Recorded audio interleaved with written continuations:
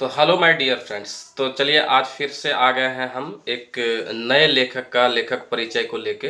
अगर आप इस चैनल पे न्यू है तो चैनल को सब्सक्राइब कर लीजिए। अरे लिखने वाला वीडियो तो बहुत देखे, अब हम लोग को स्कैन थेरेपी से पढ़ाई करना है। पहले सुनिए, जिस लेखक के बारे में पूरा बता रहे हैं उसको आराम से ईयरफोन लगा के सुनना है, फिर उस लेखक के क्वेश्चन को ट्रायल करना है कि कितने आपके दिमाग में है। हम तो इसी तरह से करते हैं, बस कुछ थोड़ा फ़ायदा हुआ था हमको तो सोचे आप लोग को भी इस तरह से ही करना चाहिए, बाकी आप लोगों की इच्छा।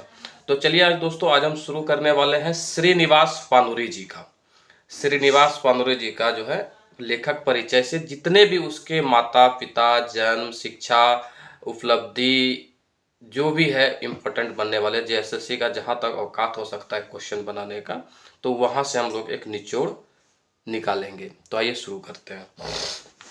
सबसे पहला क्वेश्चन है कि श्रीनिवास पानुरी जी का जन्म बछर कहिया है। श्रीनिवास पानुरी जी का जो जन्म बछर है 25 दिसंबर 1920। श्रीनिवास पानुरी जी का जन्म बछर 25 दिसंबर 1920 को हुआ था। श्रीनिवास पानुरी जी का जन्म ठाव। श्रीनिवास पानुरी जी का जन्म ठाव का मतलब हुआ कि श्रीनिवास पानुरी जी का जन्म कहाँ हुआ था। श्रीनिवास पानुरी जी का जो जन्म है वो बरबा अड्डा धनबाद में हुआ था। श्रीनिवास पानुरी जी का जन्म कहाँ हुआ था? बरबा अड्डा धनबाद में हुआ था। पानुरी जी के माता का जो नाम था दुखनी देवी, उसके माता का नाम दुखनी देवी था और पिता का नाम शालिग्राम पानुरी था। शालिग्राम पानुरी, तो यहाँ पे श्रीनिवास पानुरी, तो उसके पिता का भी नाम के लास्ट में जो है पानुरी लगा हुआ है। श्रीनिवास पानुरी जी कितना पढ़ा लिखा था? तो वह सिर्फ और सिर्फ मैट्रिक पास था। श्रीनिवास पानुरी जी कितना पढ़ा लिखा था? तो सिर्फ और सिर्फ जो है मैट्रिक पास था। श्रीनिवास पानुरी जी के पिताजी कौन सा काम करता था? तो इसके पिताजी कोई लेखक नहीं थे, इसके पिताजी जो है खेती बाड़ी का काम किया करते थे। पानुरी जी की जो पत्नी थी उसका क्या नाम था? उनका क्या नाम था? तो उस पानुरी जी के पत्नी का नाम था मूर्ति देवी। और इससे पहले जो हम वीडियो बनाए थे भुवनेश्वर दत्त शर्मा जी का, तो उसके पत्नी का क्या नाम है आप कमेंट में बताएंगे अगर आप वीडियो को देखें। अगर आप नहीं देखें तो वीडियो को एक बार पूरा वॉच कर लीजिए। कौन बछर पानुरी जी के मैट्रिक पास कर ले? पानुरी जी जो है किस साल में जो है मैट्रिक पास किया था? तो मैट्रिक पास किया था कब? 1939 में। तो यहाँ से हम एक चीज रिलेट करके हम थोड़ा सा बता रहे हैं आपको। 1939 में भुवनेश्वर दत्त शर्मा जी का एक बुक आया था जिसको अंग्रेजों ने 1942 में जला दिया था। तो उस बुक का क्या नाम है? उस बुक को कमेंट में आपको लिखना है। अगर आप नहीं जान रहे तो वीडियो को जाके देख लीजिए। पानुरी जी कौन बछर के लेखक शुरू कर रहे हैं? 1946 में। पानुरी जी जो लेखन का कार्य जो है शुरू किया 1946 में। 1939 में श्रीनिवास पानुरी जी मैट्रिक करता है। उसके बाद 1946 से जो है उसने लेखन का कार्य शुरू किया। खोटा भाषा के बढ़ावे खातिर पानुरी जी काम कर ले रहा था 40 साल तक, 40 बछर तक। पानुरी जी जो है खोटा का नाम बढ़ाने के लिए उस क्षेत्र में जो है पूरे लगन से काम किया। खोटा वाल्मीकि, श्रीनिवास पानुरी जी को जो है खोटा का वाल्मीकि कहा जाता है। तो यहाँ पे एक क्वेश्चन बनता है कि आखिर उसको वाल्मीकि कहा किसने था? उसको वाल्मीकि कहा था, खोटा का वाल्मीकि कहा था रामदयाल पांडे। खोटा का वाल्मीकि उसको किसने कहा था? रामदयाल पांडे ने। खोटा का अखय बोर उसको कहा था श्रीनिवास पानुरी जी को कहा जाता है खोटा के अखय बोर। बरवा अड्डा अखय बोर एक संस्करण भी था जो कि पिछले सिलेबस में पढ़ना था हमको। तो उस श्रीनिवास पानुरी जी को ही जो है अखय बोर कहा जाता है। श्रीनिवास पानुरी जी को अखय बोर कौन कहा था? तो इसको कहा था शांति भारत ने। तो शांति भारत का एक कहानी पढ़ना है, उस कहानी का क्या नाम है आप लोग फिर कमेंट में बताइएगा। श्रीनिवास पानुरी जी के पहले नाटक के नाम था, श्रीनिवास पानुरी का जो पहला नाटक था उस नाटक का नाम था उद्वासल कर्ण। श्रीनिवास पानुरी जी का जो पहला नाटक था उस नाटक का क्या नाम था? उद्वासल कर्ण। श्रीनिवास पानुरी जी के खोटा का भीष्म पितामह कहा जाता है किसको? श्रीनिवास पानुरी को। तो खोटा का भीष्म पितामह किसने कहा था? तो विश्वनाथ दसौंधी राज ने कहा था। खोटा का भीष्म पितामह श्रीनिवास पानुरी को किसने कहा था? विश्वनाथ दसौंधी राज। तो इसका उपनाम भी पूछता है कि राज किसका उपनाम है, तो विश्वनाथ दसौंधी जी का नाम जो है राज है। तो खोटा का वाल्मीकि हो गया, किसने कहा था? रामदयाल पांडे ने। खोटा का भीष्म पितामह किसने कहा था? विश्वनाथ दसौंधी राज ने। खोटा का अक्षय बोर किसने कहा था? तो शांति भारत ने कहा था। और एक उपलब्धि है, खोटा का टाइगर भी जो है श्रीनिवास पानुरी जी को ही कहा जाता है। खोटा का टाइगर जो है श्रीनिवास पानुरी जी को ही कहा जाता है। तो खोटा का टाइगर किसने कहा था? तो चतुर्भुज साहू जी ने कहा था। खोटा का टाइगर किसने कहा था? चतुर्भुज साहू जी ने कहा था। पानुरी जी कखन से खोटा भाषा की रचना करके शुरू कर ले, मतलब 1950 से जो है उसने खोटा भाषा का रचना करना शुरू किया। पानुरी जी कौन कौन विद्या के रचना कर ले, मतलब पानुरी जी जो है किस किस मतलब गद पद ये सब जो होता है किस किस खंड का रचना किया था? तो खंड काव्य का किया था उसने, खंड काव्य किया, कहानी किया और उपन्यास किया। खंड काव्य का भी लेखक था श्रीनिवास पानुरी, उपन्यास भी लिखा करते थे श्रीनिवास पानुरी, और कहानी का भी जो है लेखक श्रीनिवास पानुरी जी था। मातृभाषा नाम से पत्रिका के लिखल रहत और कहाँ से प्रकाशित भेल? मातृभाषा नाम का जो पत्रिका है, मातृभाषा नाम की जो पत्रिका है वो किसने लिखा है? तो श्रीनिवास पानुरी ने लिखा है। और उसका प्रकाशन कहाँ से हुआ है? तो आकाशवाणी रांची से। कब हुआ है? तो 1957 ईस्वी में। पानुरी जी जुगे के गीता कहले है कम्युनिस्ट मैनिफेस्टो में। पानुरी जी को जो है जुगे के गीता को किसने कहा है? कम्युनिस्ट मैनिफेस्टो में कहा गया है, कम्युनिस्ट मैनिफेस्टो में। श्रीनिवास पानुरी कहाँ के सलाहकार हलत? श्रीनिवास पानुरी जी जो है एक सलाहकार के रूप में भी कार्य किए हैं। कहाँ किए हैं? रांची विश्वविद्यालय में। आप लोग बताइएगा कमेंट में, रांची विश्वविद्यालय की स्थापना कब हुआ है? रांची विश्वविद्यालय की स्थापना कब हुआ है? तो श्रीनिवास पानुरी जो है श्रीनिवास पानुरी जी जो है रांची विश्वविद्यालय में एक सलाहकार के रूप में भी जो है बहुत दिनों तक इसने कार्य किया था। कौन किताब में पानुरी जी अनुवाद कर ले? किस किताब का जो है पानुरी जी अनुवाद किया था? मतलब मेघदूत का। तो मेघदूत ऐसे एक्चुअल में मेघदूत किसने लिखा है? तो कालिदास ने लिखा है, लेकिन किस भाषा में था? संस्कृत भाषा में। लेकिन उस मेघदूत का जो है अनुवाद किया किसने? श्रीनिवास पानुरी ने। किस भाषा में? तो खोटा भाषा में। कब किया? तो 1961 में किया, सॉरी 1968 में किया। मेघदूत हिंदी भाषा में लिखा गया है कालिदास के द्वारा, सॉरी संस्कृत भाषा में नहीं, कालिदास द्वारा जो है हिंदी भाषा में लिखा गया था। मेघदूत अनुवाद करले हलत श्रीनिवास पानुरी जी जो है मेघदूत का अनुवाद किया है। मेघदूत कैसन रचना लागे? मेघदूत कैसा रचना है? तो एक काव्य रचना है। मेघदूत कैसा रचना है? काव्य रचना है। मेघदूत कैसा रचना है? काव्य रचना है। राम कथामृत और दिव्य ज्योति मुझे तो अद्भुत युग चेतना पानुरी जी की रचना से हुई है। ई के पानुरी जी से कह ले रहा था, रामदयाल पांडे ने कहा था। क्या कहा था? राम कथामृत और दिव्य ज्योति मुझे तो अद्भुत युग चेतना पानुरी जी रचना से हुई है। ये पानुरी जी को किसने कहा था? तो रामदयाल मुंडा ने कहा था, रामदयाल पांडे ने कहा था। श्रीनिवास पानुरी कैसन कवि था? श्रीनिवास पानुरी जो है एक छायावादी कवि था।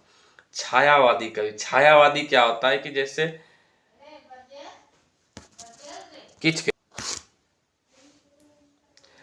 पानुरी जी क्या काम करता था? पानुरी जी जो है एक पान का गुमटी में पान बेचने का एक काम करता था धनबाद के पुराना बाजार में।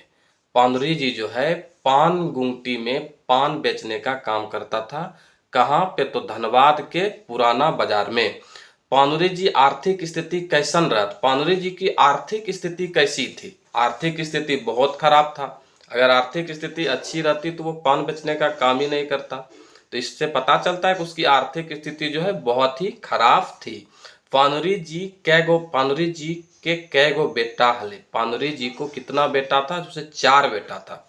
पानुरी जी को कितना पुत्र था? 4 पुत्र था। क्या क्या नाम था? अर्जुन पानुरी, सबसे बड़ा बेटा का नाम था अर्जुन पानुरी, राजकिशोर पानुरी, भगवान दास और अरुण लाल पानुरी और ध्रुव पानुरी।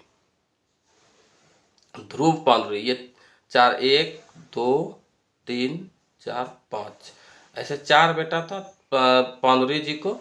और ये ध्रुव पानुरी जी जो है इसके बारे में हम अभी बता रहे हैं आपको। पानुरी जी के एगो बेटी है 3 गो, निर्मला देवी, रेखा देवी, आशा देवी। पानुरी जी के घरे के नाम किया है चीनवास। पानुरी जी के घरे के नाम क्या था? चीनीवास। पानुरी जी कैसन कवि हले? जनवादी, मानववादी एंड छायावादी। जनवादी कवि भी था, मानववादी कवि भी था और छायावादी कवि भी था। पानुरी जी पान गुंगटी कौन कौन क्रांतिकारी लोग कविता सुने और पान खाए आवे हलत? एके राय, विनोद बिहारी महतो। पानुरी जी के दुकान पर जो है कौन कौन सा राष्ट्रवादी नेता, जनवादी नेता पान खाने के लिए और पानुरी जी का लिखा हुआ कविता को सुनने के लिए आता था? एके राय आता था, विनोद बिहारी महतो आता था, जो कि बहुत ही प्रसिद्ध है, कोलांचल क्षेत्र का है विनोद बिहारी महतो। छोटा नागपुर भाषाओं में सर्वप्रथम खोटा भाषा में श्रीनिवास पानुरी ने मेघदूत का अनुवाद करने का श्रेय पाया। ई केकर कहल लगे? राधा कृष्ण का। किसी भी कथा वस्तु को एक आकार से दूसरे आकार में ढालना, एक भाषा से दूसरी भाषा में उतारना कठिन काम है, फिर भी मेघदूत का तो और भी कठिन। खोटा कवि पानुरी जी ने उसके अनुवाद की अद्भुत चेष्टा की है। ये कौन कहा था? तो हंस कुमार तिवारी ने कहा था। क्या कहा था? किसी भी वस्तु को आकार से दूसरे आकार में ढालना, एक भाषा से दूसरी भाषा में उतारना बहुत ही कठिन होता है, उसमें भी मेघदूत को अनुवाद करना, यह एक भाषा से दूसरे भाषा में उतारना बहुत ही कठिन काम है। तो किसने कहा था? हंस कुमार तिवारी ने कहा था। खोटा नामक जनपदीय भाषा में काव्य निर्माण का काम आप बड़ी सफलता से कर रहे हैं और मैं इसे ऐसे ही समझता हूं जैसे वाल्मीकि ने संस्कृत के लिए अथवा सिद्धिक कवियों ने हिंदी के लिए किया। ये किसका कहा हुआ था? तो रामदयाल पांडे जी का कहा हुआ था।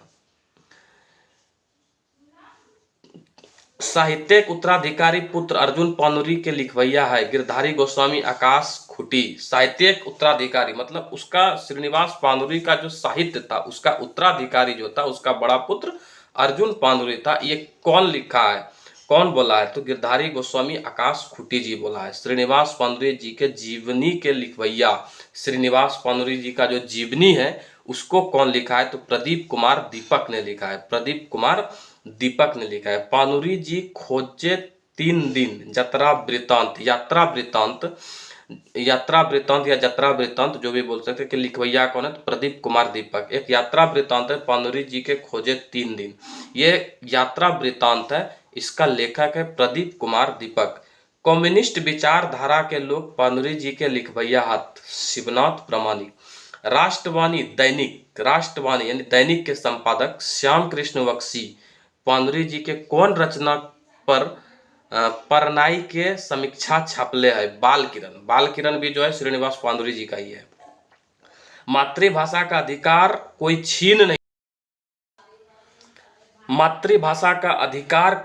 छीन नहीं सकता, न ही लोक कविता का आगे बढ़ने से कोई रोक सकता है। ये बात के पानुरी जी किस चिट्ठी में लिखा था? तो राहुल संकृत्यान जी ने लिखा था कि मातृभाषा का अधिकार जो है कोई छीन नहीं सकता, ना ही लोक कविता को आगे बढ़ने से कोई रोक सकता है।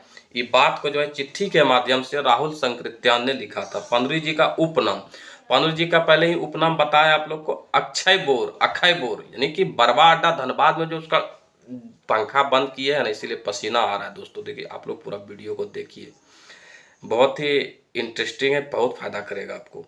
पानुरी जी उपनाम है किसका? अक्षय बोर। पानुरी जी का उपनाम हम बताते हैं। अक्षय बोर का है कि बरवा अड्डा धनबाद में उसका जन्म हुआ था, उसके नाम से एक यात्रा वृतांत भी है, अक्षय बरवा अड्डा अक्षय बोर, तो इसलिए उसको पानुरी जी को जो है अक्षय बोर भी कहा गया था उपनाम। आधुनिक खोरठा शिष्ट साहित्य के जनाब, खोरठा का भीष्म पितामह, खोरठा का टैगोर, ये सब कहा गया था। खोरठा साहित्य के पानुरी जी का युग, पानुरी युग जो है 1960 से लेकर जो है 1980 तक, 1960 से 1980 तक पानुरी युग के अंतर्गत आता है। 1960 से लेकर 1980 तक जो है पानुरी युग के अंतर्गत आता है। पानुरी जी कौन बचर सिराय गेल, मतलब पानुरी जी का किस साल में मृत्यु हो गया, तो 7 अक्टूबर 1986 को जो है पानुरी जी की मृत्यु हो गया था। 7 अक्टूबर 1986 को जो है पानुरी जी का मृत्यु हो गया था। और जन्म कब हुआ था, तो 25 दिसंबर 1920। 25 दिसंबर को कौन सा दिवस मनाया जाता है, बताइएगा, छोटा बहुत इंपॉर्टेंट है। पानुरी जी के कृति कौन कौन सा कृति जो महत्वपूर्ण है उसका, वाल किरण खोरठा भाषा के पहल कविता संग्रह था, 1954 में छपा था श्रीनिवास पानुरी जी का। तितकी ये कविता संग्रह है। मधु के देशे प्रणय गीत है। राम कथामृत एक खंड काव्य है, श्रीनिवास पानुरी जी का है। चाबी काठी नाटक जो कि पहले वाले सिलेबस में हम लोग पढ़े थे, ये श्रीनिवास पानुरी जी का है और इसमें भी पढ़ना है चाबी काठी। उद्वासल कर्ण ये भी पढ़े थे पहले नाटक, श्रीनिवास पानुरी जी का। आखी गीत ये कविता संग्रह है, श्रीनिवास पानुरी जी का। दिव्य ज्योति ये काव्य है। माला के फूल कविता संग्रह है। मातृभाषा ये मासिक पत्रिका है। रखते रांगल पंखा ये श्रीनिवास पानुरी जी का है। और किसान ये भी एक कविता है और श्रीनिवास पानुरी जी का है। सबले 20 ये कविता संग्रह है, किसका, श्रीनिवास पानुरी जी का। जुगे के गीता 1968 में छपा था कम्युनिस्ट मैनिफेस्टो के अंतर्गत, ये श्रीनिवास पानुरी जी का है। कुसमी हो गया, अजनास हो गया, परिजात हो गया, ये पानुरी जी का ही है। परिजात जो एक काव्य है, अपरिजात ये भी एक काव्य है पानुरी जी का। परिजात अपरिजात। मोहभंग, हमर गांव, भ्रमर गीत, मोरे गीत, ये सब जो है पानुरी जी का ही है। और एक हास्य व्यंग्य भी है, छोटे जी, ये जो है पानुरी जी का है। इस तरह से पानुरी जी से बनने वाले जितने भी इंपॉर्टेंट क्वेश्चन थे वो सारा इस सेशन के माध्यम से आपको करा दिया। आप इसको सुनिए, बस अभी समय नहीं है कि पूरा बुक को पढ़िए, आप पूरा इसको सुनिए। डेली एक सेशन आएगा, आप उसको सुनते जाइए। Thank you so much, thanks for watching. आपका प्रिपरेशन बेस्ट हो और एग्जाम में भी बेस्ट करें। Thank you so much.